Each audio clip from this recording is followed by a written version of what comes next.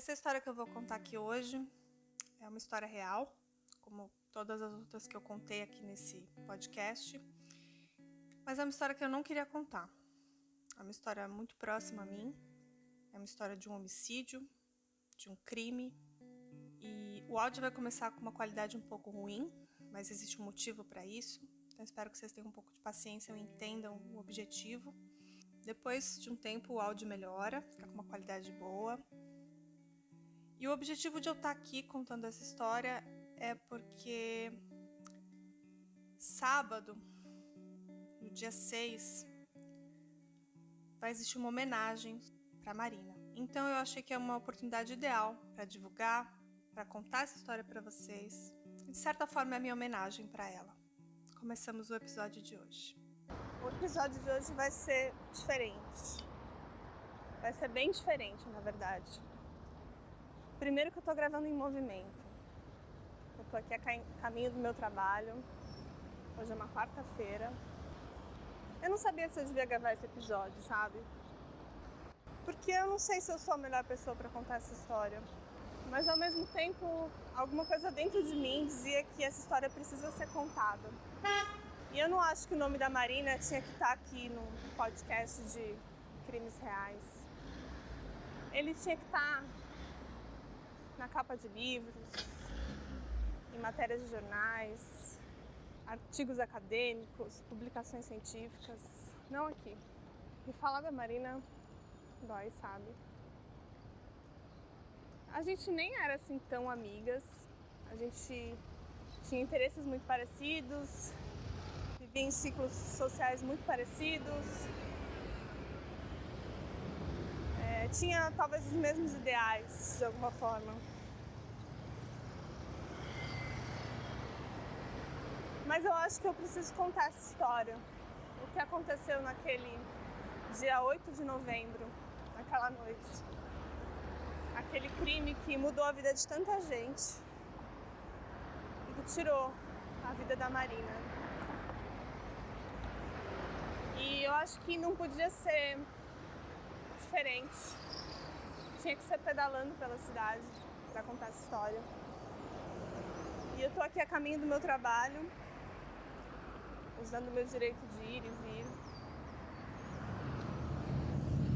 Assim como ela, lutando por uma cidade mais segura, né? Aqui em São Paulo, vocês estão ouvindo aí os barulhos da cidade, os carros. E é aqui que ela morava, onde eu moro. E pelas minhas contas, eu conheci a Marina em 2013 ou 2014. E nesse tempo a gente conviveu bastante. Eu tive um filho, ela acompanhou minha gravidez. A gente teve várias discussões, vários debates no Espaço Contraponto, no Mão na Roda, em outros diversos lugares aqui da cidade, na prefeitura, na CT. Passamos aí por 2 gestões aí de prefeitos e discutindo como conselheiras, no Conselho Municipal, na Câmara Temática da Bicicleta. E a Marina não tá mais entre a gente, mas ela deixou um grande legado. E a história da Marina precisa ser contada.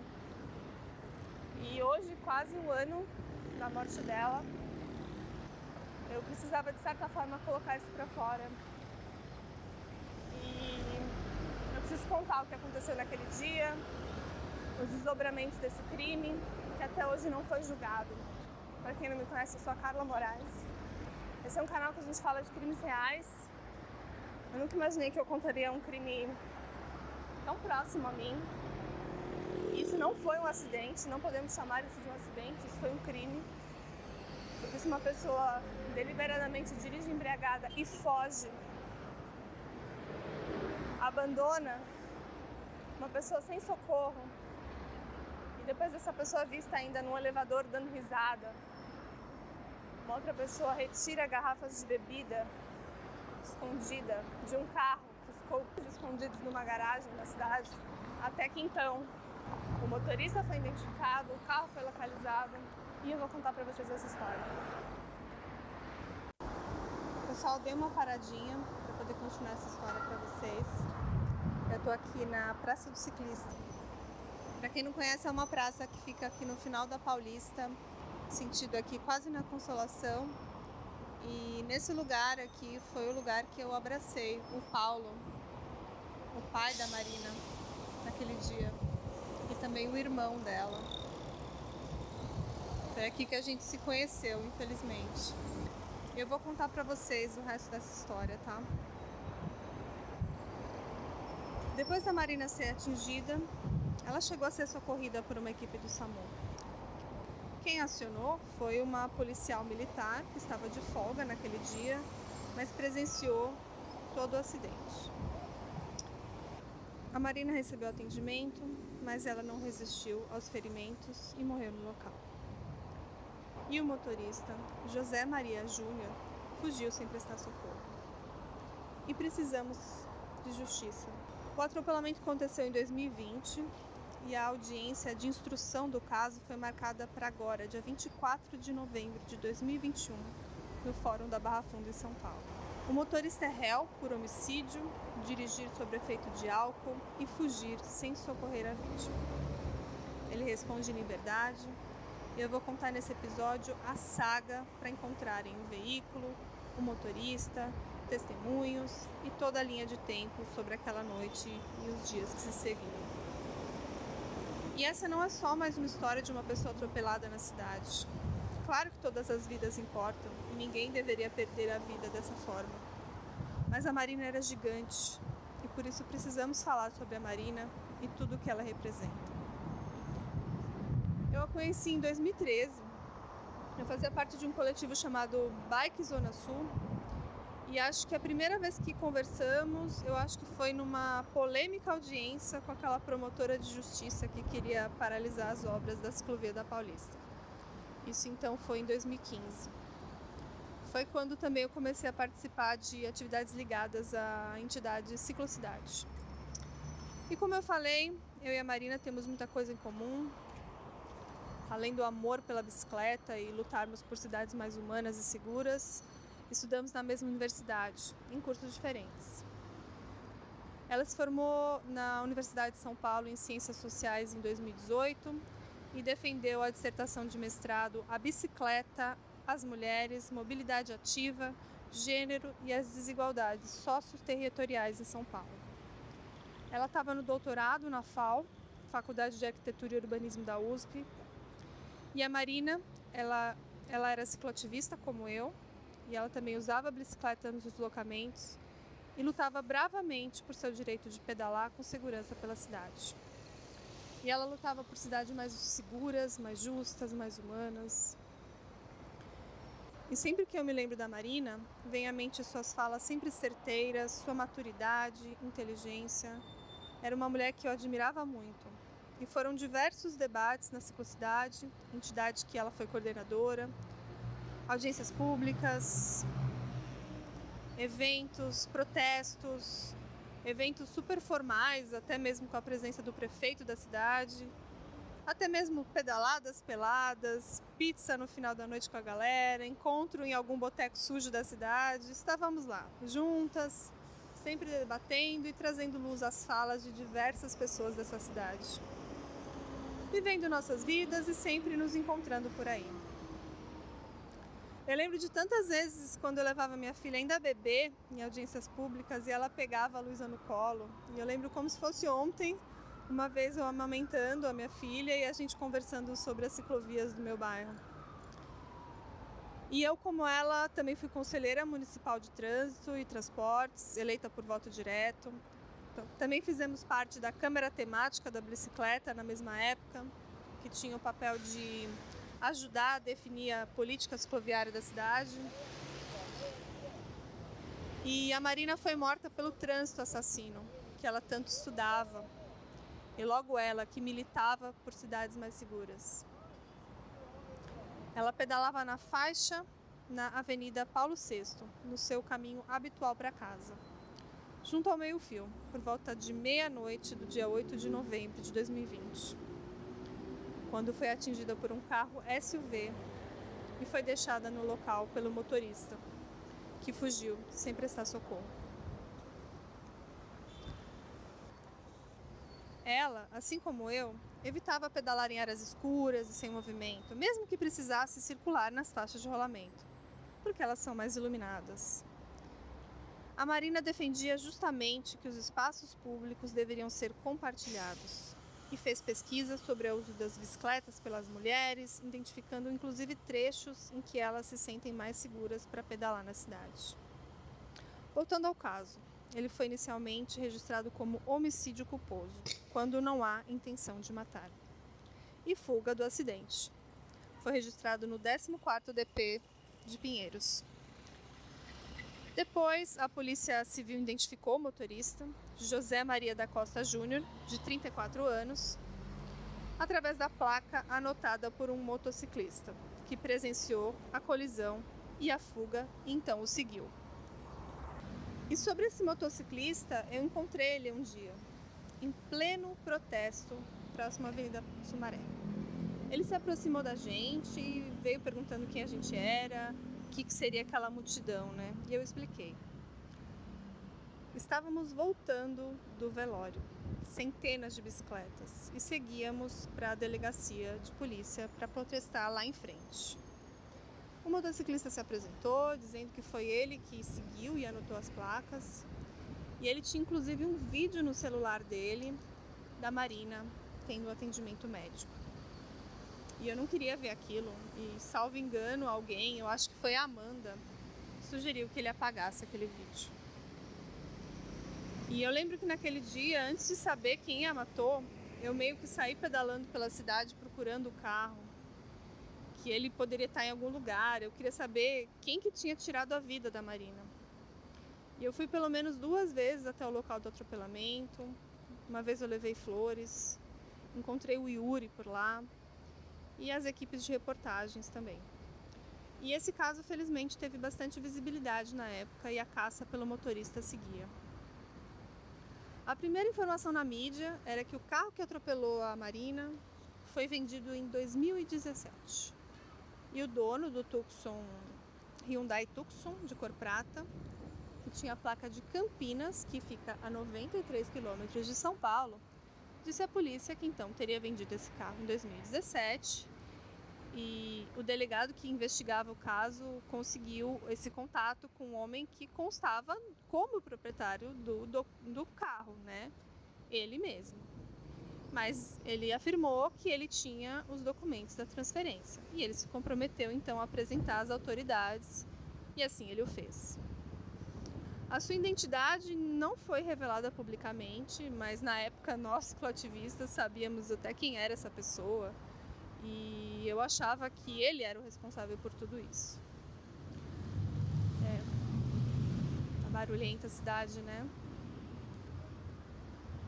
A Avenida Paulista é sempre assim, ônibus, motos, carros, pessoas. Vou continuar o caso, tá? Diligências prosseguiram para identificar o real condutor do veículo. E a Polícia Militar constatou pelo sistema Detecta que o automóvel passou por diversas vias próximas ao acidente alguns momentos antes. E com essas primeiras informações, e graças a esse motociclista do bem que anotou a placa, a polícia refez o percurso do homem daquela noite, encontrando o carro em um estacionamento, com o vidro da frente quebrado pelo impacto do acidente. E logo depois, identificaram o condutor e atual proprietário do carro. Agora está passando uma ambulância aqui. Funcionários do estacionamento disseram à polícia que o homem chegou naquela noite com sinais de embriaguez aparentes e uma garrafa de vinho dentro do carro. E eles indicaram o local que ele morava. O carro estava abandonado nesse estacionamento. Inclusive, dentro do carro encontraram uma porção de maconha. Os investigadores também tiveram acesso à câmera de segurança do elevador do prédio e imagens gravadas momentos depois do acidente. Nesse vídeo é possível ver o semblante calmo e sorridente de José Costa Júnior, que conversa com uma moça, carrega a bolsa dela no ombro e também fala no celular. A polícia encontrou ainda vídeos que mostram o momento em que José Maria chega acompanhado no estacionamento logo depois do acidente. e é possível ver o para-brisa do veículo estilhaçado por conta do impacto do momento que atingiu a Marina. Sem localizar o motorista, a polícia pediu a prisão do homem, 2 dias depois do acidente. Isso foi no dia 10 de novembro. E a Justiça de São Paulo negou aquele pedido por falta de requisitos, como acusação de um crime doloso, quando tem a intenção de matar, ou reincidência do suspeito, porque ele era um réu primário. Naquele mesmo dia, o José Maria se apresentou no 14º DP, no Distrito Policial de Pinheiros. E ele chegou à delegacia acompanhado por um advogado, e ele ficou calado por todo o tempo e depois, em seguida, foi liberado. A defesa alegou que o homem fugiu porque se apavorou e afirmou que ele não estava alcoolizado nem em alta velocidade. O José Maria da Costa Júnior deu até uma entrevista ao Fantástico e justificou que não parou porque achou que o impacto no carro fosse algo relacionado a um assalto. Agora prestem bem atenção nas falas dele, tá? Abre aspas. Eu tinha que preservar pela minha vida. Eu estava num ambiente em que eu não sabia o que estava acontecendo ao certo. Como tinha mais gente lá, imaginei que tinha gente em condições de poder socorrer. E eu entreguei para essas pessoas para que pudessem socorrer ela. E quando ele se apresentou à polícia, e ao delegado que investiga o caso, e mesmo frente a perguntas mais simples, como, por exemplo, se era ele que estava dirigindo o carro, ele preferiu permanecer em silêncio. Mas quando ele deu aquela entrevista para o Fantástico, para a Rede Globo, ele resolveu falar. E aqui eu vou citar algumas frases da cobertura do caso do site Vadbike, do meu querido William Cruz. Gaguejando muito, ele contou sua versão da história. E o Vadbike transcreveu parte dessa entrevista e eu vou reproduzir ela aqui literalmente, Inclusive os erros de concordância, como está no site do Vadbike. As perguntas que a entrevistadora fez para ele. Você estava no carro com quantas pessoas? Estávamos em 3. Ela pergunta. Em nenhum momento alguém que estava no carro comentou vamos parar ou vamos tentar ver o que aconteceu? Ele responde. Não, a gente não tinha essa noção. Que pudesse ter dessa complexidade. Que alguém pudesse estar ali, que pudesse estar machucada. Se era um roubo, se era alguma coisa, eu não sei. Também teria que preservar pela minha vida. E a entrevistadora pergunta. Em nenhum momento depois você teve interesse de olhar no retrovisor para ver se tinha realmente atropelado alguém? Ele responde, não, eu não vi pelo retrovisor. Como tinha mais gente lá, no caso, que tivesse até mais condições de poder socorrer, eu entreguei que essas pessoas pudessem socorrer essa pessoa. E a entrevistadora pergunta, você chegou a pesquisar um pouco sobre a Marina? Ela é uma pessoa que era uma cicloativista, do uso da bicicleta, e ele responde, são 2 mundos muito diferentes, de onde eu vim e onde ela está. A entrevistadora pergunta, como é que exatamente aconteceu o acidente? Ele responde, o acidente? Eu cheguei numa saída assim de água, reduzi o carro para poder passar, e o carro de trás buzinou, e eu acelerei, e acabei ficando na dúvida se eu podia atravessar, cruzar para o outro lado ou não, e aí eu vi alguma coisa na minha frente. A entrevistadora pergunta, no sábado, você estava fazendo o que exatamente? Saiu de casa e foi para onde? Ele responde, eu trabalhei e fui encontrar uns amigos. A entrevistadora pergunta, num bar? Ele diz, isso. Ela pergunta, você bebeu? Ele, não. E a conversa é retomada na matéria após a entrevista com a dona do estacionamento, que alega que ele desceu do carro com uma garrafa de vinho pela metade, quando ele chegou na casa dele após o atropelamento. E ele alega que não, eu peguei uma garrafa depois, dentro do apartamento, mas essa garrafa não estava dentro do carro. E a reportagem então mostra o atropelador tranquilo e sorrindo no elevador do prédio junto com uma mulher ao chegar em casa depois de ter matado a Marina com seu carro. A entrevistadora pergunta, você atropelou uma pessoa e tá aí super tranquilo? Ele responde, Eu estava espontâneo ali, porque eu queria acalmar ela. A minha preocupação ali era ela, o emocional dela. A situação posterior é aquilo ali. E a entrevistadora pergunta: o que você espera que aconteça? E ele responde: que a família dela me perdoe e aceite o meu pedido de perdão. Porém, quando a entrevistadora pergunta se ele viu no retrovisor se havia atropelado alguém, ele responde que não viu. Mas ao mesmo tempo, ele diz de forma bastante confusa que havia mais gente lá e com condições de socorrê-la. Ora, se ele não percebeu que atropelou alguém e achou que era um assalto e se evadiu porque teria que preservar a sua própria vida, como ele conseguiu ver que havia mais gente no local onde a Marina foi atropelada? E ele diz, inclusive, que conseguiu ver até que essas pessoas tinham mais condições de socorrê-la. Mas socorrer quem? Socorrer de quê? Certo? Se ele não havia atropelado ninguém, de acordo com as afirmações dele. Bom, com essas contradições, simplesmente não há como entender a versão que ele tentou passar desse homicídio.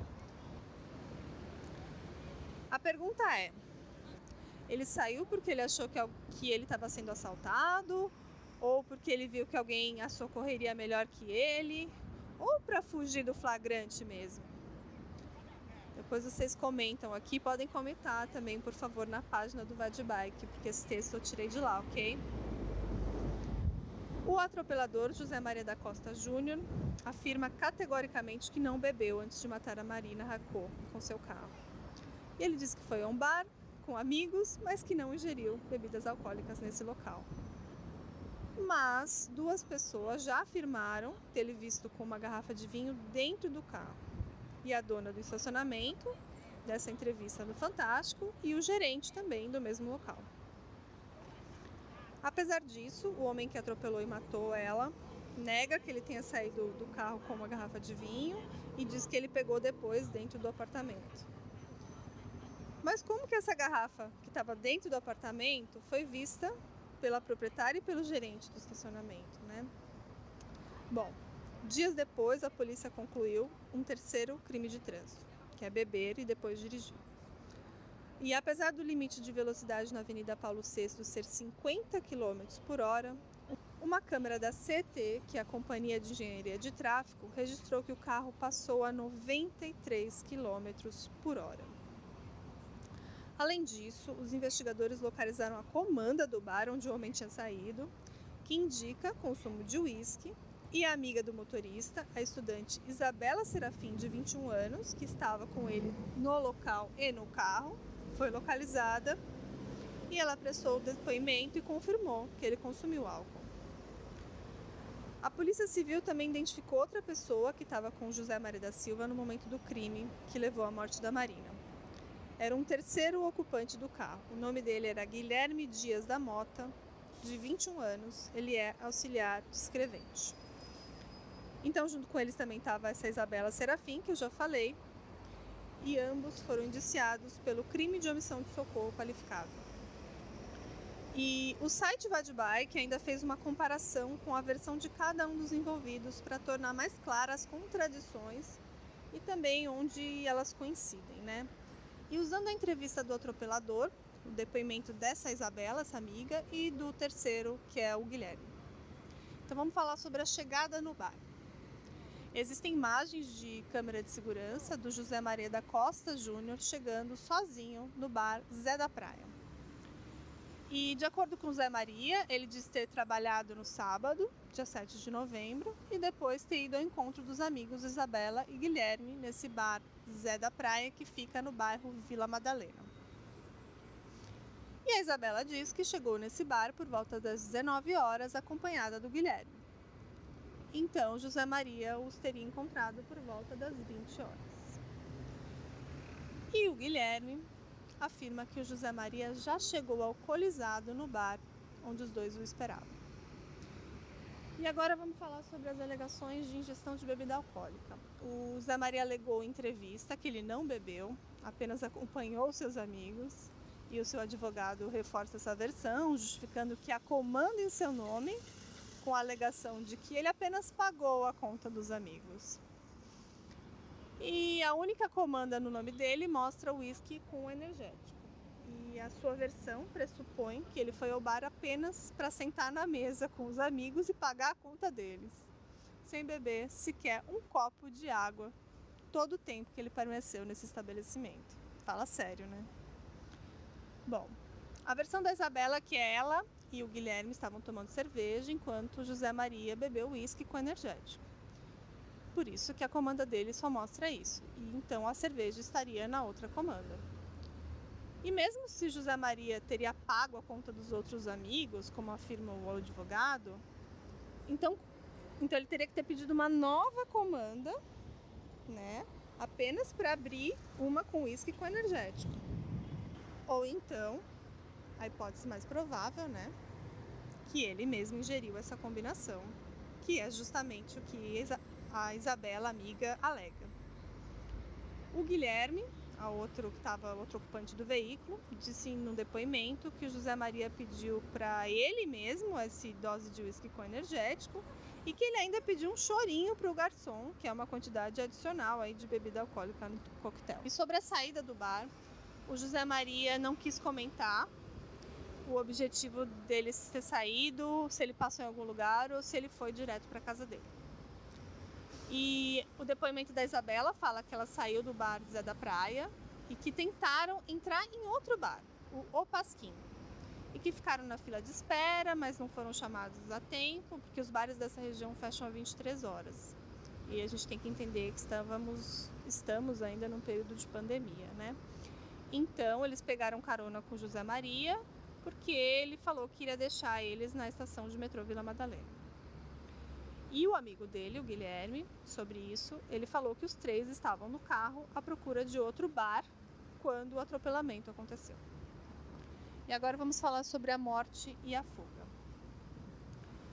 O Bom Dia São Paulo mostrou fotos da frente do veículo onde se percebe claramente danos no para-brisa. E eu vou colocar para vocês essa foto lá no nosso Instagram. E sobre a morte e a fuga, o José Maria fala que nem ele e nem as outras pessoas no carro entenderam o que havia acontecido e acharam que era uma tentativa de roubo. E não imaginaram que uma pessoa podia estar machucada. Mas ao mesmo tempo, ele afirma que tinha mais gente lá, né, com mais condições de socorrê-la e que deixou, abre aspas, que essas pessoas pudessem socorrer essa pessoa. Fecha aspas. Com essa conjugação verbal mesmo, tá? Mas ele não percebeu que atropelou alguém, de acordo com a versão dele, e ele se evadiu porque era um assalto. E que ele queria preservar a vida dele, né? E se isso for verdade, né, como é que ele conseguiu ver que havia mais gente no lugar onde ela foi atropelada? Bom, ele diz que conseguiu ver até que essas pessoas tinham mais condições, como eu já falei, né? E como eu disse também, uma câmera da CT mostrou ele fugindo do local. Um local onde o limite é 50 km por hora e ele estava a 93. A versão da Isabela é que eles sentiram uma forte pancada no veículo e todos ficaram muito assustados, sem entender o ocorrido. Mas que ela viu o corpo da Marina bater no para-brisa bem na sua frente. E que o vidro ficou quebrado e afundado com o formato da pancada. Pancada de um corpo num para-brisa. E ainda assim, a mulher que estava sentada do lado do motorista, ela nega ter visto um momento do atropelamento, dizendo que ela estava no celular nesse momento. E ela também afirma que a via estava bem escura, mas isso contradiz a versão da policial, testemunhou todo o caso e que ela prestou os primeiros socorros à Marina. Essa policial, ela declara, abre aspas, era uma via super iluminada e eu tenho certeza que ele viu a Marina. Não tinha como ele não ver. E nesse momento, José Maria partiu em alta velocidade em direção à sua residência. Já o Guilherme, ele diz que não viu o momento exato do atropelamento, porque ele estava no banco de trás, mas que José Maria estava dirigindo em alta velocidade e dirigiu ainda mais rápido para fugir do local do crime, omitindo o socorro a ela. Inclusive, o José Maria tomou uma multa nesse dia de excesso de velocidade, e essa multa mostra no local, nas proximidades, 93 km por hora, como eu já falei. Bom, Quando ele chega em casa, existem imagens de segurança mostrando 3 pessoas descendo do carro no estacionamento. E José Maria parece andar com muita dificuldade, talvez cambaleando. E o carro foi estacionado com a frente para a parede, para esconder os danos. E a câmera do elevador do prédio, em seguida, mostrando José Maria sorrindo ao lado da Isabela. Meia hora depois, ambos voltam ao estacionamento. E a Isabela usa um lenço e um cobertor, aparentemente se ocultando das câmeras, para pegar alguma coisa no carro enquanto ele aguarda no portão. E o gerente do estacionamento afirmou que ela tirou uma garrafa de vinho daquele carro. E sobre essa afirmação, o José Maria fala: eu estava espontâneo no elevador só para acalmar a Isabela. E que não havia nenhuma garrafa de bebida no carro. Eu só peguei uma garrafa depois, dentro do apartamento. O que não faz o menor sentido, certo? Bom, de acordo com a Isabela, ela estava com esse cobertor porque ela estava com frio. E que por isso ela pegou um cobertor. Mas ela estava escondendo o seu rosto, que não faz o menor sentido. Mas, curiosamente, o José Maria não estava com tanto frio, porque ele não cobriu o rosto, ele ficou simplesmente esperando lá na porta ela pegar essa garrafa. E depois de um tempo, ela disse que ficou por pouco tempo no apartamento, porque ela teria subido só para ir no banheiro, que depois desceu para pegar um carregador que teria ficado no carro. Mas testemunhas dizem que não era um carregador, era uma garrafa de vinho. Mas, como eu falei, existem imagens do José Maria da Costa aguardando do lado de fora, enquanto a Isabela Serafim entra no estacionamento para retirar o que seria uma garrafa. Isso foi corroborado também pelo gerente do estacionamento. E sobre o sumiço? Afinal de contas, ele atropelou, deixou o veículo escondido e desapareceu. O José Maria teria saído às pressas do apartamento, de acordo com a polícia, em algum momento entre domingo e terça-feira de manhã.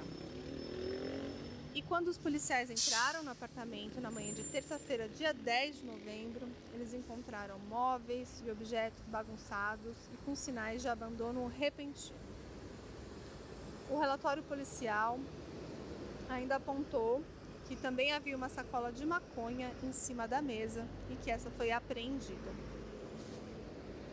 Já a Isabela diz que ficou pouco tempo no apartamento, apenas para usar o banheiro, e que ela supostamente deixou o local para retirar o tal carregador e que o amigo dela, Guilherme, chamou um Uber para ela assim que chegou no estacionamento e que dali ela teria ido embora para casa.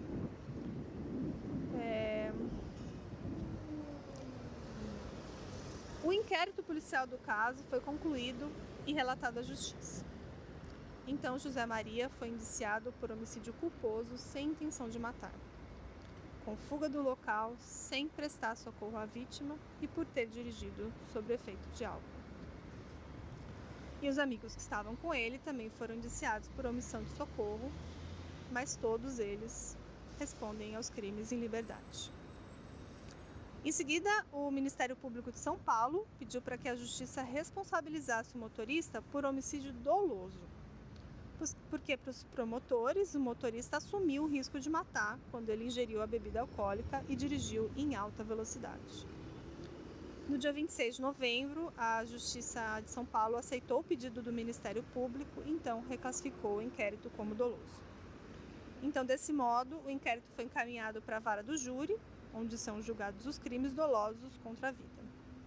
E lá, então, os promotores vão decidir se denunciam ou não o caso como homicídio por dolo eventual à justiça. E caso haja essa denúncia e a justiça aceite, o motorista e até mesmo os amigos dele se tornarão réu e poderão, se a justiça concordar, ser julgados por um júri popular. O atropelamento seguido de morte está longe de ser uma exceção.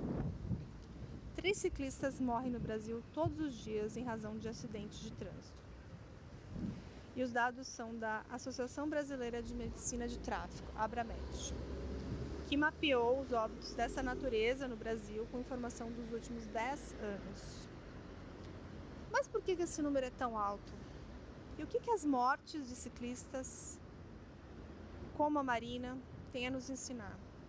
E como a própria produção da Marina, como pesquisadora, como cientista, auxilia nas respostas dessa questão.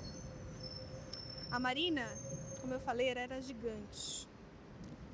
A Marina foi consultora do Banco Mundial sobre mobilidade e gênero na cidade de São Paulo. E durante toda a sua vida, ela fez diversos trabalhos e publicações sobre esse tema.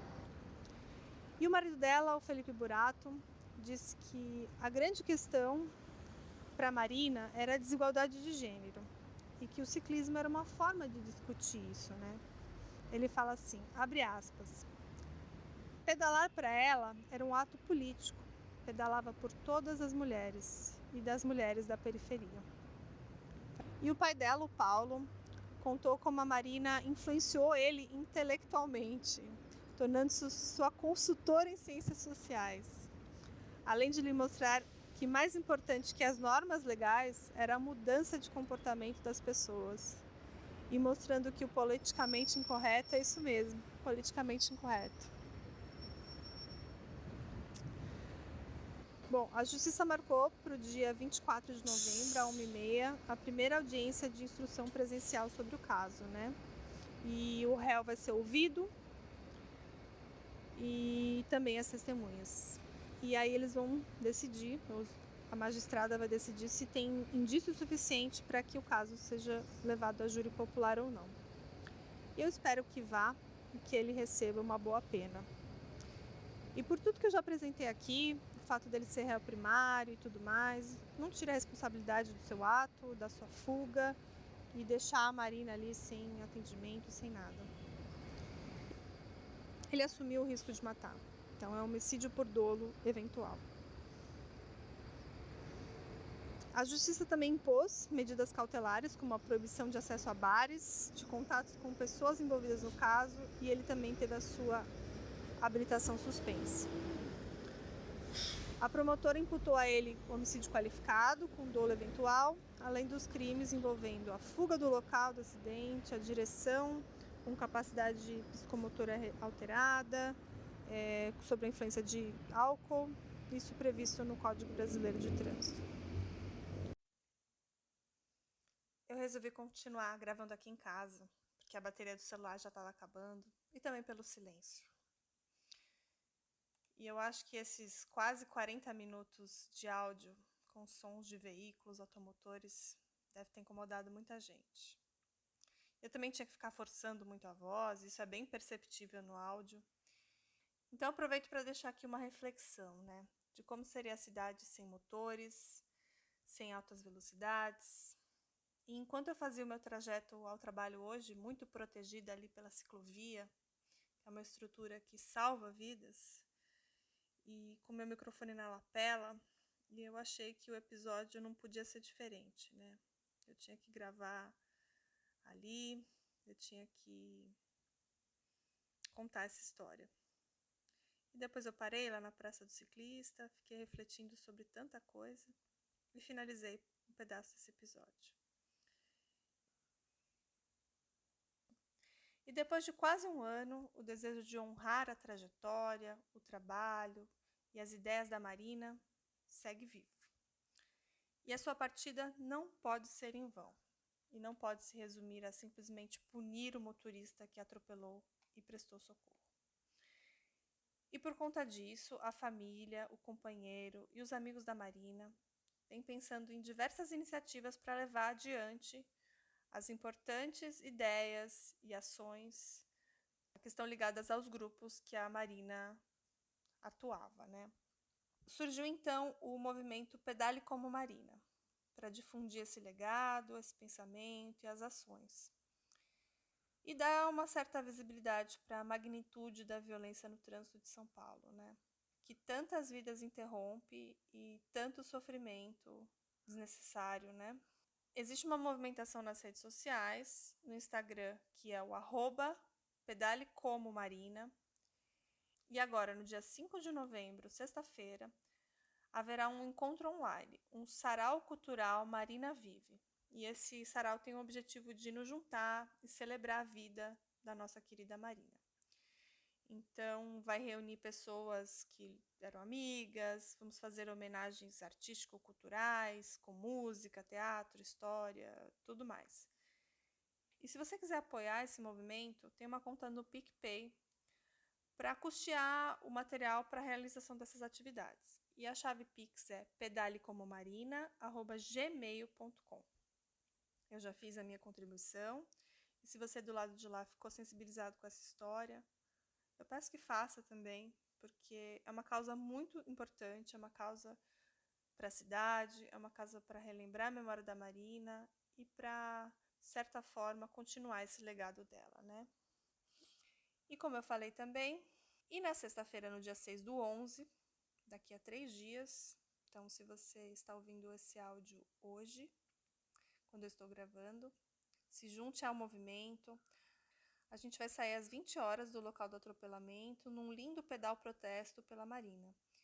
E se você quiser se juntar a nós, eu vou deixar também no nosso Instagram mais informações. E se você não é de São Paulo, ou morar em alguma outra cidade, alguma outra capital, também vai ter esse tipo de movimento em várias cidades. Eu vi várias homenagens a ela sendo programadas.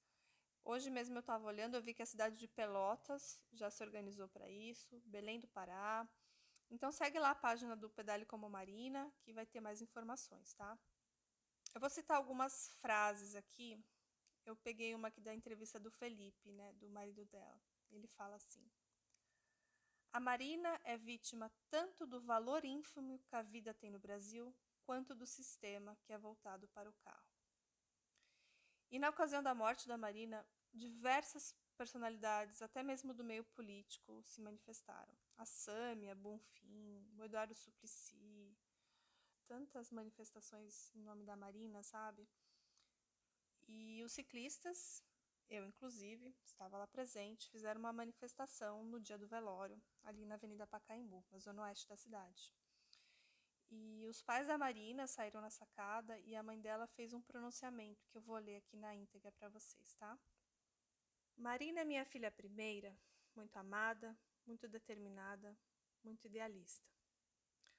A gente está totalmente despedaçado. Ela estava construindo uma casa com o marido, um amor, uma vida futura. Estudando, fazendo doutorado, engajada. Obrigada por vocês estarem aqui e a luta continua de verdade. Estamos juntos, gente. Muito obrigada. Inconsolável com a perda, mas com a voz firme, a Maria Cláudia disse que pretendia honrar a memória da filha, dando seguimento a essa luta. E eu vou deixar aqui também alguns outros trechos de textos sobre a Marina que me tocaram. E esse é da Escola de Ativismo. Marina de pernas longas, de sorriso largo, foi se agigantando ainda mais. Seu nome e seu ativismo chegaram em muitos lugares. Fizemos muitas conversas, pois espalhados e trancafiados em nossas casas em plena pandemia, nos conectamos pela internet para ajudar a elaborar a dor. Marina era e seguirá sendo uma linda. Ela não nos deixa saudade. Deixa algo mais profundo, algo que ainda não consegui nominar. Sua determinação e dedicação serão sempre lembradas, e que sua brutal partida alimente nossos espíritos para seguir lutando por um mundo mais justo, igualitário e sustentável. Eu vou deixar aqui também mais um trecho do Felipe Burato, que me tocou pra caramba essa parte. Ele fala assim numa entrevista: após seu assassinato, fui muito acolhido por amigas e amigos. Tive gente em casa o tempo todo no primeiro mês. Quando comecei a retomar as atividades do dia a dia, sair de casa, passear com o cachorro, recebi a solidariedade de gente que eu sequer sabia o nome, mas que tinha alguma relação com a Marina. A vendedora da loja de sapatos, o cara da banca de jornal, o dono do restaurante árabe, que sempre íamos juntos. Me lembro de seu Tavares, porteiro do prédio onde vivo, falando com os olhos marejados sobre como ela fez graça com o coletinho que ele usava na última vez que se viram.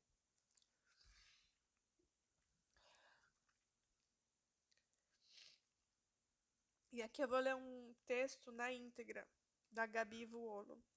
E é para você, Gabi, um beijo também. Abre aspas. A gente nem percebe, mas a cidade é a tela sobre a qual pintamos nossa trajetória. Uma tela imensa, que jamais foi branca, que vamos lentamente colorindo, pintando de maneira própria o cinza e as outras tonalidades que lá já estavam.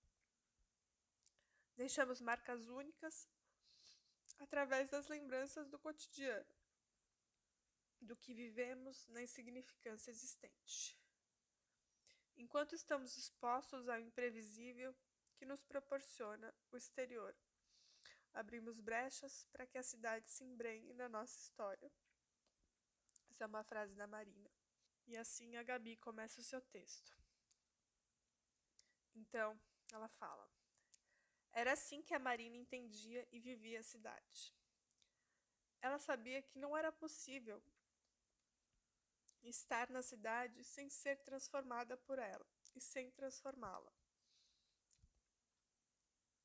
Sua trajetória, cheia de cores vibrantes e frescor, foi pintada em tantas cidades e tantas iniciativas que é difícil saber como coube tanta coisa em uma passagem tão breve por aqui. Marina circulava entre grupos, cidades, países, organizações. Circulava, sobretudo, entre jeitos de produzir e compartilhar conhecimento. Transitava entre a academia e o ativismo, levando o que ela fazia e aprendia de uma ponta para outra a todo instante. Algo tão necessário quanto raro. Salpicava cores de realidade nas teorias acadêmicas.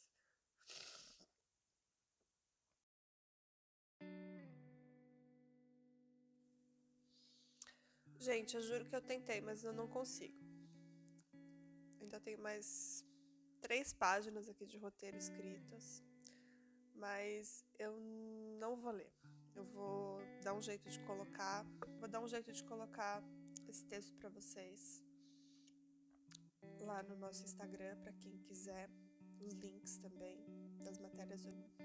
Tem uma parte também como a Maria Cláudia, mãe, ficou sabendo da morte dela, né? Foi uma amiga que ligou. Uma amiga da Marina ligou para ela às 4 da manhã, né? E todo o amparo que eles receberam. Tem muita coisa aqui que eu queria contar, mas eu vou indicar para vocês um outro podcast. A Marina gravou com o JP. Eu nem sabia que o JP tinha um canal. Ele se chama Histórias da Pandemia. Histórias da Pandemia.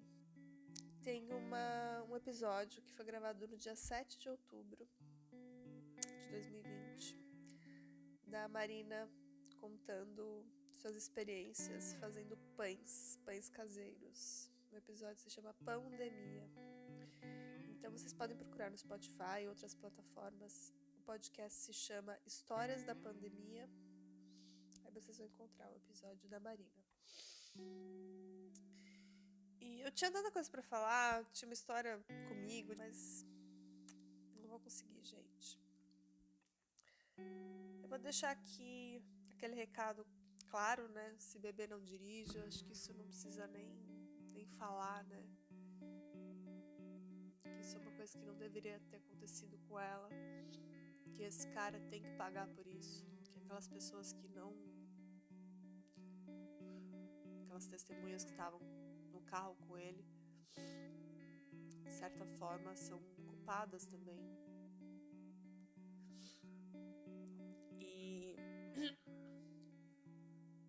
E que amigos são esses, né? E que pessoas são essas? Você entraria no carro de um motorista claramente embriagado como ele? Você deixaria ele dirigir? Você pegaria carona com ele? Se os próprios amigos disseram que ele já estava assim quando ele chegou no bar, né? Então, um simples ato se as pessoas tivessem tomado a chave do carro dele, se outra pessoa estivesse conduzindo aquele veículo, se ele tivesse pego um táxi, um Uber, nada disso teria acontecido, né? E eu não tenho mais condições de falar. Eu tô aqui pensando se eu ponho ou não esse episódio no ar. Ele deu muito trabalho, um trabalho mental, assim, e relembrar tudo isso. Mas o mais importante disso tudo é deixar aqui o convite para vocês. Primeiro, para seguirem a página do Pedale como Marina, para estarem presentes no sarau cultural que vai ter online na sexta. E para quem quiser, que tem uma bicicleta aí parada, pode ir de patins, patinete, pode ir a pé, pode ir de carrinho de rolemã. Vai no evento que a gente vai pedalar por ela no sábado. E eu não quero que essa história fique por aqui. Vou acompanhar o caso, como eu tenho acompanhado desde sempre. E tudo que eu falei aqui não representa nada, porque ela era gigante, ela era muito mais que isso.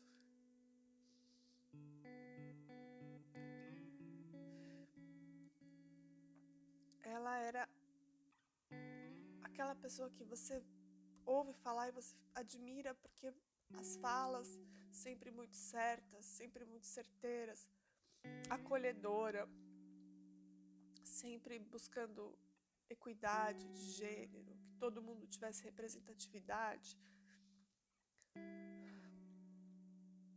Essa era a Marina. Uma pessoa incrível. Eu nunca me esqueço, uma vez que a gente saiu pra pedalar, eu, ela e o Renê. Eu tava começando a pedalar em São Paulo, assim. Imagina, eu tive uma bicicleta elétrica, bem simplesinha.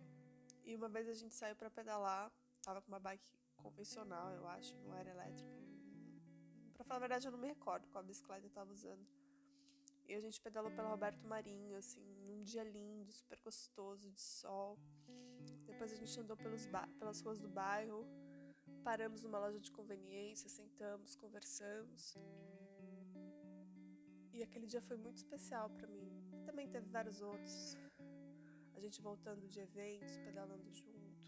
Subindo uma vez a Angélica e conversando, trocando ideias sobre as coisas do GT Gênero. Na época eu tava muito ativa. Até mesmo na bicicultura que aconteceu em 2016, que foi um evento muito legal aqui em São Paulo. E eu tava fazendo um tratamento para engravidar da minha filha. Era uma fase bem complicada assim na minha vida. E eu saí no meio do evento assim para ir pro hospital, para tomar injeção. Inclusive muita gente me ajudou nesse processo e eu confidenciei isso para ela. E depois que eu tava grávida, participei de diversos eventos e do próprio conselho com ela lá presente. Às vezes eu entro no YouTube e tem algumas imagens e alguns vídeos dessa época, eu lá barriguda, a Marina do meu lado, a gente debatendo, conversando. Muitos vídeos da Marina, muitos vídeos que a Silvia Balan, que é uma grande amiga também, que de certa forma guardou aí em imagem e som diversos momentos aí da vida da Marina. E, bom, é isso, gente, eu não sei mais o que falar. Eu queria deixar um grande abraço pro marido dela, pra mãe, pro pai, pro irmão, pra todos os amigos. E a gente se vê então na sexta-feira no evento. E eu precisava contar essa história aqui. Então, só me resta pedir justiça. Justiça pela Marina. Marina, vive. Boa noite pra vocês. Um grande abraço.